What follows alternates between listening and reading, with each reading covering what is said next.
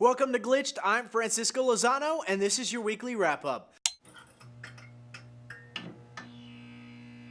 Let's kick this week's wrap-up off right with news from everyone's favorite inappropriate franchise. South Park's upcoming game, The Fractured Butthole, surprised fans during Eurogame's recent playthrough of the RPG, although we really shouldn't be surprised. I mean, it is South Park. During the character creation section of the game, a new feature was introduced via a difficulty slider. When the player moves past the first set of cosmetic adjustments for their character, they were then greeted with a screen asking them to choose their difficulty. A slider ranging from light to dark skin tones was presented. The lighter end of the spectrum was labeled easy, and the darkest was marked very difficult. The option brings in the social satire that South Park is well known for. Along with what is on the screen, we also get to hear the voice of one of the game's and show's beloved characters, Eric Cartman, saying, "Don't worry, this doesn't affect combat, just every other aspect of your whole life." With that, all we can do from here is nod and be thankful that the South Park writers exist in this world. Blizzard is making news in the three-dimensional world for a very different reason this week. The well-known developer is opening their own esports arena in Los Angeles, California. The LA Center will host Overwatch, Hearthstone, Heroes of the Storm, and World of Warcraft events and competitions in the future. The first of these events is only about a month away. On October 7th, Overwatch Contenders Season 1 playoffs will be held, followed by championships for World of Warcraft, Hearthstone, and Heroes of the Storm later that month and through the end of the year. The arena will be in Burbank, California, located along the area's studio. A retail store will also be opening up at the location.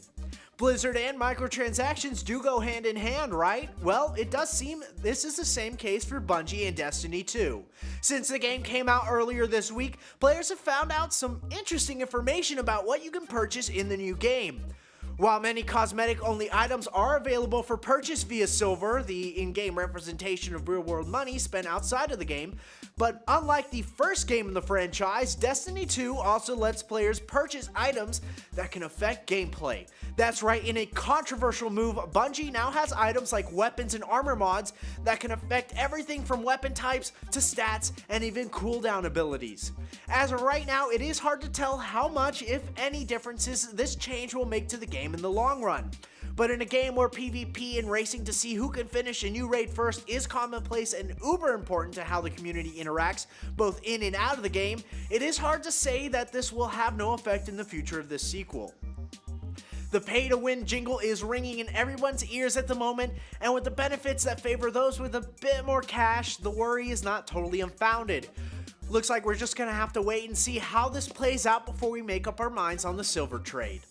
Moving on from trading cash money for winnings, let's talk about trading Pokemon for other Pokemon.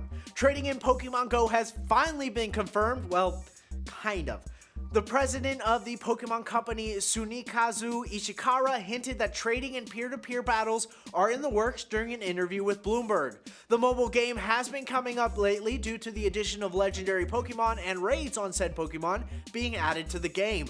Along with legendaries, PvP battles, and trading has been something users have been begging for since the game came out a little bit over a year ago. It's only been a year. God, it feels like so much longer than that. Anyway, Niantic seems very adamant that any battle or trading features between real-world users would likely require you to meet up with that person in real life. So that means trading with others from around the world is not likely going to happen unless you actually travel around the world, of course. Bummer. Another wild bummer has appeared over at Nintendo. No, it doesn't have anything to do with Pokemon. Everyone's favorite red-clad plumber is no longer that. Now, he's still clothed and still in red, but it's the plumber thing. That's right, Mario is now unemployed. While nothing is explicitly said about his new occupation, we do see his many sporting credits mentioned, along with a nod to him once possibly having worked as a plumber, even if that is no longer so. There's also mention of his love for Peach and the process of saving her. We're just glad that Mario can now work on exploring the amazing opportunity options outside of the business of plumbing. I wonder what he's gonna try next. Now, from the Mushroom Kingdom to the Animal Farm. That's right, this is a gaming news show and we're about to discuss Animal Farm. Who would have ever thought that? This is not what I thought would ever come up today or ever, but Okay. The 1945 thinly veiled satire on communism, the classic novel Animal Farm by George Orwell, is currently being adapted into an indie game with help from the author's estate. While the game is still in the early development stages, we do know that the novel will be adapted into a game made up of a mix of both action and management genres. Part of the game will involve players controlling an animal, navigating a power struggle, and the other will focus on players managing and maintaining the farm. No announcements have been made yet regarding the game's release. Honestly, I'm not sure how to feel about this game, but I do think I want to play it, just to see how it is. Well, that's the wrap for today. Do you guys have any extra sliders you think South Park should be adding to their new game? Let us know in the comments down below. And be nice. It's time I go reread about the communism and cows. It's been about 5 or 6 years since high school, but remember, you can still like and subscribe to stay up to date on all your gaming news. This was Glitched, and I'll see you next time. Tell me how in Fallout 4 everybody has the same exact underwear. Tell me how they even wear why would you wear underwear in a post-apocalyptic universe?